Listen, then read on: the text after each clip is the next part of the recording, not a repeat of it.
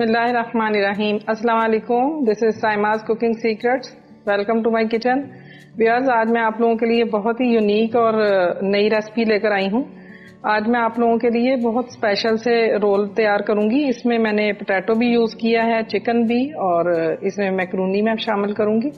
चले आए इसकी तैयारी शुरू करते हैं। रोल बनाने के लिए मैंने 4 अदद आलू लेके उनको बॉईल करके मैश कर लिया था। ये डालें। साथ ही इसमें चिकन मैंने बॉईल करके उसको श्रेड कर लिया हुआ है। ये तकरीबन 2 कप के बराबर ये है।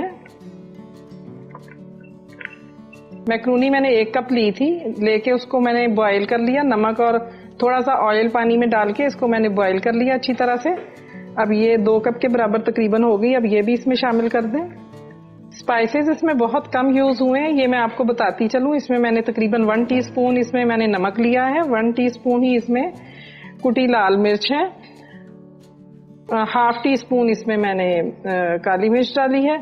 चाट मसाला मैंने 1 टीस्पून लिया है और 1 टीस्पून इसमें जीरा पाउडर है, और 1 अदद मैंने बड़े साइज की ग्रीन चिल्ली लेके उसको बारीक बारीक काट लिया हुआ। ये सब इसमें शामिल कर देंगे।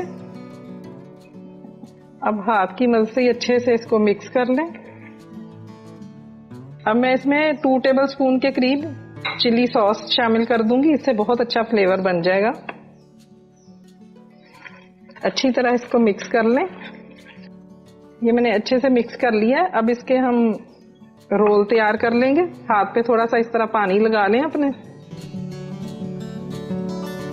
इस शेप में इसके सारे रोल मैं तैयार कर लूंगी।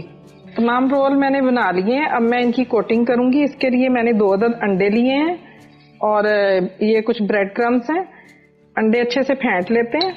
इस तरह एक रोल उठा के उसको अंडे में अच्छी तरह से कोट करें और बाद में इसको ब्रेड क्रम लगाते जाएं। इस तरह अच्छी तरह से ब्रेड क्रम लग जाए सारे, तो रोल इस तरह कोट करके रख लें। तमाम रोल मैंने ब्रेड क्रम से अच्छी तरह कोट कर लिए हैं। अब ये इस स्टेज पे आप इसे फ्रीजर में फ्रीज भी कर सकते हैं। 10 मिनट के लिए फ्रीजर में रखेंगे तो इसका ये ऊपर से जो कोट किया हुआ है मटेरियल, ये सारा सेट हो जाएगा, तो अच्छे से फ्राई हो गए।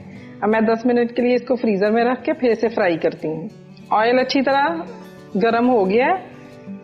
अब इसमें रोल फ्राई करें।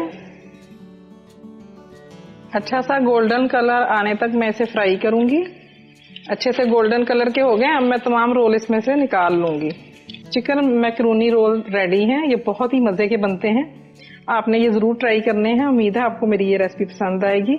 अगर पसंद आती है तो लाइक का बटन आपने जरूर क्लिक करना है, और मेरे चैनल पर नए आने वाले मेरा चैनल जरूर सब्सक्राइब करें और बेल आइकॉन क्लिक करना मत भूलें, ताकि आपको फौरन मेरी नोटिफिकेशन मिलती रहे। बहुत जल्द इंशाल्लाह दोबारा एक नई रेसिपी के साथ दोबारा मुलाकात होगी। तब तक के लिए अल्लाह हाफिज।